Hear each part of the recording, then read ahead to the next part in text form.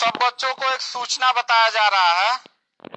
और आज 23 मार्च है ना, तो भारत सरकार का तुगलकी फरमान जारी हुआ है कि आप सब बच्चों का विद्यालय फिर बंद किया जा रहा है क्योंकि कोरोना बढ़ रहा है।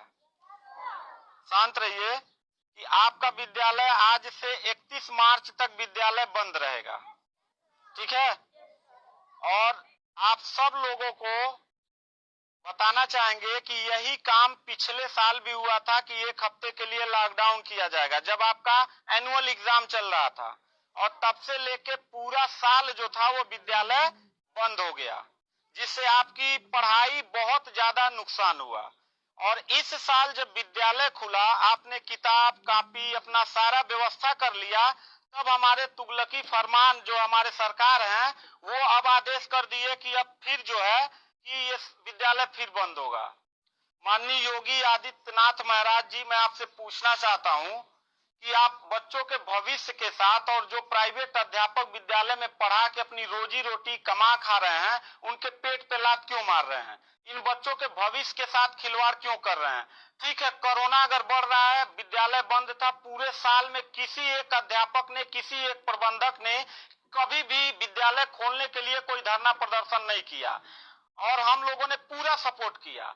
लेकिन बीच में अगर कोरोना फैल रहा है तो मैं आपसे पूछना चाहूंगा कि जब गोरखपुर महोत्सव आप करा रहे थे तब कोरोना फैल नहीं रहा था। जब आप आके यहाँ पे इलाहाबाद के प्रयागराज में कुंभ का मेला लगवा रहे थे तब कोरोना नहीं फैल रहा था, जहाँ पे करोड़ों लोग स्नान करने गए। और अभी हरिद्वार में महाकुंभ का आयोजन आप करवा रहे हैं तब कोरोना नहीं फैल रहा है। बिहार में चुनाव हो रहा है तब कोरोना नहीं फैल रहा है। और विद्यालय जो बच्चों का सबसे देश की रीढ़ की हड्डी होते हैं, जिनकी बुनियादी शिक्षा, प्रारंभिक शिक्षा आप बिल्कुल बर्बाद कर दिए हैं पिछले 2 साल से, और अब जाके फिर लॉकडाउन आप लगा रहे हैं। तो आपसे पूछना चाहेंगे कि बच्चों के भविष्य के साथ आप मैच क्यों खेल रहे हैं? ये जितने भी बच्चे हैं, अगर 1 मार्च आप 1 अप्रैल बोले हैं, 1 अप्रैल तक अगर विद्यालय नहीं खुला तो इन सारे बच्चों को लेके मैं रोड पे बैठ जाऊंगा। ये मैं आपको खुला चैलेंज कर रहा हूं, क्योंकि बात सिर्फ मेरे तक का नहीं है, इन सारे बच्चों का भविष्य है। और इन सारे बच्चों का भविष्य आप लोग अंधकार में डाल रहे हैं। आप लोग खुद नहीं चाहते हैं कि देश का बच्चा पढ़े, पढ़ के कुछ लायक बने। आप लोग अपना जब रैली निकालना रहेगा, चुनाव रहेगा, तो कोरोना आपके पास नहीं रहता है। और जब आपको लगेगा कि आपके विपक्ष में लोग खड़े हो रहे हैं तो आप कोरोना का ड्रामा करा के विद्यालय को सबसे पहले आप बर्बाद कर रहे हैं। आप बताइए, विद्यालय में आप गोरखपुर जिले में 193 लोगों ने अपने विद्यालय की मान्यता निरस्त करा लिया। जानते हैं क्यों? महंत योगी आदित्यनाथ जी, क्योंकि वो लीज पे चलाते थे और उनका भाड़ा हुआ करता था 40,000 45,000 रुपया मंथली हुआ करता था। वो भाड़ा न चुकाने के वजह से, चूंकि मालिक को भाड़ा चाहिए, उन लोगों ने अपनी मान्यता निरस्त करा दिया। और सरकारी जो स्कूल है उनकी हालत तो पहले से मतलब खस्ता हो चुकी है। तो ऐसे कंडीशन में गार्जियन करे तो क्या करे और हम अध्यापक करे तो क्या करें? ये जितने भी 16-17 स्टाफ हैं, इन सब लोगों की रोजी रोटी चलती है इन बच्चों के और इस विद्यालय के संस्था से। आप लोग हमारे पेट पे प्रहार कर रहे हैं, हम लोगों के व्यवसाय से प्रहार कर रहे हैं। अगर आपको लग रहा है कोरोना है, ठीक है, विद्यालय बंद कर दीजिए, तो आप ये भी अपनी नीयत को साफ करिए कि कुंभ का जो मेला, महाकुंभ का लगवाने वाले हैं, उसको भी कैंसिल कर दीजिए। और जो गोरखपुर महोत्सव और गोरखनाथ का मेला लगवा के आप ड्रामा करवा रहे हैं वो भी बंद करवाइए। यानी आप खुद नियम का पहले फॉलो करिए, हम लोग नियम को फॉलो करने के लिए तैयार हैं। अगर लास्ट में जाते जाते यही कहेंगे, इन बच्चों को, चेहरों को देखिए, इनके माता पिता ने सारे बच्चों का, किनका मोबाइल बज रहा है, साइलेंट कर लीजिएगा सर। इन सब बच्चों के माता पिता ने, बच्चों कितने लोगों ने आप किताब कॉपी अपना सारा कंप्लीट कर लिए हो? पता है, एक एक बच्चों की किताब कॉपी 2-2 हजार रुपए की आती है। आप फिर लॉकडाउन लगा दिए, इनकी पूरी पढ़ाई बर्बाद हो गई। अब यानी आपने 1 हफ्ते का लगाया है, आपकी नीयत पे तो मुझे 100% विश्वास है ही नहीं है कि आप करोगे क्या। आप पूरे साल पढ़ाई बर्बाद करोगे। हाथ नीचे करिए। अब ये बच्चे करेंगे क्या? किताब लेकिन इनके गार्जियन करेंगे क्या? हम लोगों ने पूरा कोऑपरेट किया सरकार को। जितना दिन लॉकडाउन लगा था उतना दिन का मैंने पूरे सभी विद्यालय के लोगों ने शुल्क माफ कर दिया, क्योंकि गार्जियन के ऊपर कोई लोड न पड़े।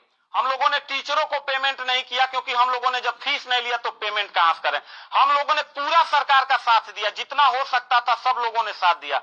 लेकिन अब इतनी कंडीशन होने के बाद, विद्यालय खुलने के बाद आप लोग विद्यालय बंद कर रहे हैं, ये बहुत ही गलत कर रहे हैं। और आपका पॉलिटिकल जो फंडामेंटल जिस पे आप चल रहे हैं कि जिन नियतों पे आपका बर्बाद होने वाला है, मैं लिख के आपको दे दूंगा कि अगर फिर से 1 अप्रैल के बाद, ठीक है, अगर 1 हफ्ते के रोकने के बाद कोरोना भाग जाता तो मतलब 1 हफ्ता आप बंद कर लीजिए, बिल्कुल हम लोग 1 हफ्ता नहीं पढ़ाई कराएंगे।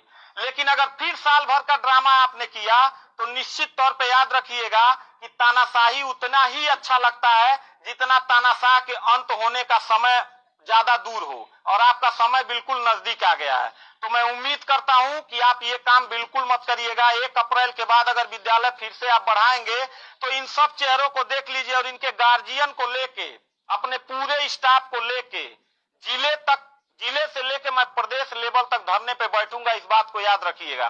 क्योंकि सवाल यहाँ सिर्फ मेरे रोजगार का नहीं है, मेरे जितने सहपाठी और जितने मेरे कर्मचारी लोग हैं और इन बच्चों के पढ़ाई का भविष्य का सवाल है। तो मैं इन बच्चों को लेके धरने पे बैठ जाऊंगा और जरूरत पड़ा तो असंवैधानिक भी हो जाऊंगा।